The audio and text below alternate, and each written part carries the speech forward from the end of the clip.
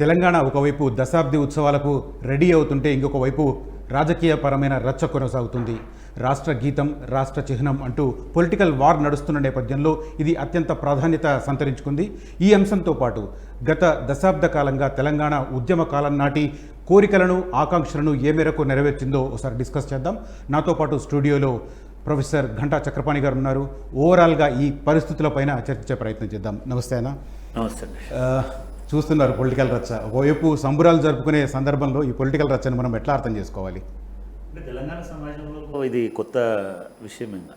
ఎందుకంటే తెలంగాణ ప్రజాస్వామికమైనటువంటి ఒక ఆకాంక్షతో ఎదిగినటువంటి సమాజం. ఉద్యమమైనా అంతకుముందైనా అనేక ఉద్యమాలైనా కూడా ప్రశ్నించే తత్వం అనేటువంటిది, నిలదీసేటువంటి తత్వం అనేటువంటిది, తనకు నచ్చనప్పుడు ఇది నచ్చలేదని చెప్పేటువంటి ఒక ధోరణి తెలంగాణ సమాజంలో ఉంటుంది. ఇవాళ జరుగుతున్నటువంటి ఈ దశాబ్ది ఉత్సవాల సందర్భంగా జరుగుతున్నటువంటి ఈ సందడి కూడా ఈ రకమైనటువంటిది కూడా దానిలో భాగంగానే మనం అర్థం చేసుకోవాలి. ఇది ఇప్పుడే మొదలైంది కాదు. గత 10 సంవత్సరాలుగా కేసీఆర్ చేసినటువంటి ప్రతి పనిని కూడా ప్రశ్నించినటువంటి మేధావుల పేరుతో, ప్రశ్నించినటువంటి ప్రజా సంఘాల పేరుతో, ప్రశ్నించినటువంటి ప్రజాస్వామిక కాంక్షాపరుల పేరుతో అనేక రకాలైనటువంటి విరుద్ధ అభిప్రాయాలని, భిన్నాభిప్రాయాలని మనం చూసినాం. ఇవాళ జరుగుతున్నటువంటిది కూడా అటువంటి ఒక భిన్నమైనటువంటి అభిప్రాయాన్ని వ్యక్తం చేసేటువంటి ప్రయత్నమే అని మనం అర్థం చేసుకోవాలి. ముఖ్యంగా ఈ దశాబ్ద కాలంలో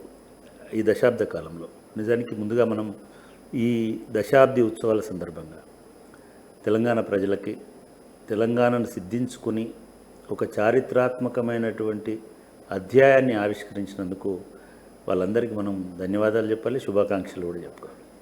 ఎందుకంటే ఒక సుదీర్ఘమైనటువంటి కాలం, నాకు తెలిసినంతవరకు ఒక ప్రొఫెసర్గా, ఒక రాజకీయాలను అర్థం చేసుకుంటున్నటువంటి వ్యక్తిగా, భారతదేశంలో స్వాతంత్ర ఉద్యమం తర్వాత విజయవంతమైనటువంటి ప్రజా ఉద్యమం లేదు. అది నక్సల్బరీ ఉద్యమం అనండి, లేదా సిక్కుల ఉద్యమం అనండి, ఖలిస్తాన్ అనండి, కాశ్మీర్ అనండి, లేకపోతే నార్త్ ఈస్ట్లో అనేకమైనండి, ఎప్పుడు కూడా విజయవంతంగా పూర్తయి సమాప్తమైనటువంటి ఉద్యమం లేదు.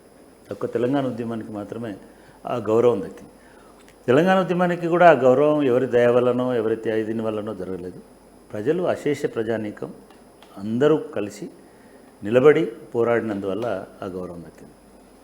ఇవాళ జరుగుతున్నటువంటి వివాదంలో ప్రజల భాగస్వామ్యం లేదు, ప్రజల ఆకాంక్షలు లేవు, ప్రజల అవసరాలు లేవు, ప్రజలు ఏమనుకుంటున్నారో ఎవరు మాట్లాడట్లేదు. పోనీ ఇది ప్రజల ముందు పెట్టి ఇది ఏం చేద్దామని చర్చ కూడా లేదు. ఆల్ ఆఫ్ ఎ సడన్ ఒక ప్రైవేట్ అఫైర్ లాగా, ఒక కార్పొరేట్ అఫైర్ లాగా మొత్తం యాక్టివిటీస్ నడుస్తున్నాయి. గతంలో కూడా అట్లాగే నడిచింది. మనం గతంలో అట్లా నడవలేదు, ఇప్పుడే అట్లా నడుస్తుంది అనుకోవడానికి కూడా ఉంది. తెలంగాణ ప్రజా ఉద్యమంతో, ప్రజల ఆకాంక్షతోటి ఒక పరిపూర్ణమైనటువంటి స్టేట్లో ప్రజల భాగస్వామ్యం లేకుండా, ప్రజల అభిప్రాయం లేకుండా అనేక నిర్ణయాలు జరిగిపోతున్నాయి. దానివల్ల ఈ భిన్న అభిప్రాయాలు కానీ, దానివల్ల ఈ ఘర్షణ వాతావరణం కానీ, దానివల్ల ఇటువంటివి కానీ జరుగుతూ వస్తున్నాయి తప్ప రెండు పార్టీల మధ్య ఇది ఒక ఆధిపత్య పూర్వం అని అనుకోవచ్చా? అంటే నిజానికి పార్టీలు ఎంటర్ అయింది లేటర్ అండి. ఈ ముఖ్యంగా తెలంగాణ దశాబ్ది ఉత్సవాలకు సంబంధించిన దాంట్లో పార్టీల ఘర్షణ లేదు. నిన్నటి నుంచి పార్టీల ఘర్షణ స్టార్ట్ అయింది. కానీ మొట్టమొదటిసారిగా, అంటే ఇప్పుడు ఈ ఘర్షణ అనేది మీరు చెప్తున్న దాంట్లో 2-3 అంశాలు ఉన్నాయి. అంటే కొత్త ప్రభుత్వం వచ్చిన తర్వాత కేసీఆర్కేమో ఒక వారసత్వంగా ఉద్యమం వచ్చింది. సరే, ఉద్యమం ఆయన ఒక్కడే చేసినాడా, ఈ చర్చ అవసరం.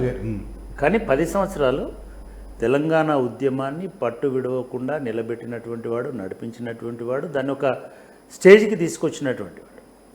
ఈవెన్ సోనియా గాంధీ, రాహుల్ గాంధీ మొదలుపెట్టి మొత్తం కాంగ్రెస్ వాళ్ళు అందరూ కూడా కేసీఆర్ వల్లనే తెలంగాణ సాధ్యమైందని చెప్పినటువంటి సందర్భం ఉన్నది. చివరికి చిదంబరం ప్రకటించినటువంటి సందర్భంలో చదివిన దానిలో కూడా కేసీఆర్ నిరాహార దీక్ష వల్లనే మేము రాష్ట్రం ఇస్తున్నామని చెప్పినారు. ఇప్పుడు కేసీఆర్కి సంబంధం లేదంటే ఆత్మవంచన అవుతుంది. ఎవరు అనుకున్నా అది సరైనది. అట్లాగే సోనియా గాంధీకి సంబంధం లేదన్నా కూడా ఆత్మవంచన. నిజంగానే కనుక సోనియా గాంధీ గారు ఆ నిర్ణయాత్మక దశలో లేకుండా ఉంటే, స్థానంలో లేకుండా ఉంటే తెలంగాణ వచ్చేది కాదు. ఏ ప్రధాని ఉన్నా ఏఐసిసి అధ్యక్షుడు ఉన్నా తెలంగాణ ఇచ్చే సాహసం చేయలేడు. ఎందుకంటే ఆయన వాళ్ళ మీద అంత ఒత్తిడి ఉండేది. చాలా ఇది జరిగింది, దాని మీద తర్జన భర్జన జరిగింది.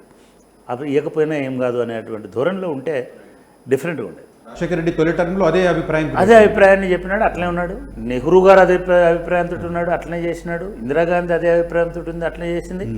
కానీ సోనియా గాంధీ కాబట్టి ఆమెకి ఇటువంటి రాగద్వేషాలు, ఈ దేశము, ఈ ప్రజలు, ఈ కులము, ఈ మతము, ప్రాంతాలు, పైసలు వీటితో సంబంధం లేదు కాబట్టి, అవతలవాడు డబ్బులు ఇచ్చేవాడు కమ్మన, కాపున, బ్రాహ్మణ, రెడ్డిన ఇవన్నీ గొడవలు తెలియదు కాబట్టి తెలంగాణ ప్రజల ఆకాంక్ష, మనం ఒక మాట ఇచ్చినాము, మాట ఇచ్చినప్పుడు చేసేయాలనేటువంటి ఒక నిర్ణయానికి వచ్చినారు కాబట్టి ఖచ్చితంగా ఆమె కూడా ఈ అట్లా క్రియేట్ అయింది. అన్ని ఆత్మహత్యలు, ఈవెన్ పార్లమెంటు ముందు కూడా ఆత్మహత్య చేసుకున్న పరిస్థితి. అంటే భారతదేశంలో ఎంత క్రూరమైందంటే ఆత్మహత్యలు చేసుకున్నది కాదు, హత్యలు చేసిన ప్రధానులను చంపినా కూడా ఆకాంక్ష నెరవేర్చరు. మనము ఇందిరాగాంధీ చనిపోయిన ఆకాంక్ష ఏంటో మనకు తెలుసు. పోయిన ఆకాంక్ష నెరవేరిందా? నెరవేరలే. భారతదేశంలో స్టేట్ అనేది అంత క్రూయల్గా ఉంటుంది. నిన్ను నువ్వు చంపుకుంటే, వాడిని చంపుతా అంటే కూడా భయపడినోడు నిన్ను నువ్వు చంపుకుంటే ఎందుకు కరుణిస్తాడు? అందుకే మనం సోనియా గాంధీకి ఆ క్రెడిట్ ఇస్తామని అన్నాడు. అట్లాగే చెన్నారెడ్డి నుంచి చిన్నారెడ్డి దాకా ఒక 8 మంది చేసినటువంటి ఏ ఎఫర్ట్ కూడా సక్సెస్ కాకుండా, పోనీ చెన్నారెడ్డి కాలంలో కంటే ప్రత్యర్థులు ఇంకా 1000 రెట్లు బలవంతులైపోయి, పెట్టుబడిదారులు అయిపోయి, పాలకులు అయిపోయి ఇది చేస్తున్నటువంటి టైంలో నిలబడ్డాడు కేసీఆర్ గొప్పడే కదా. కాబట్టి ఈ ఇద్దరి మధ్యలో ఎటువంటి ఇది లేదు. కాకపోతే సమస్య ఏమవుతుందంటే ఇప్పటి గవర్నమెంట్కి, కేసీఆర్కి ఎట్లాగైతే వారసత్వంగా ఉద్యమం వచ్చి ఆ గౌరవం వచ్చిందో, ఇప్పుడున్నటువంటి పాలకులకు అటువంటి వారసత్వం లేదు. కాబట్టి మా రూపం అంటే మా ముద్రని తెలంగాణ రాష్ట్రం మీద వేసుకోవాలి అనేటువంటి ఒక తాపత్రయం, ఒక ప్రయత్నం అయితే జరుగుతుంది. అసలైన తొలి వెలుగు. ఫాలో వాట్సాప్ @తొలి వెలుగు official.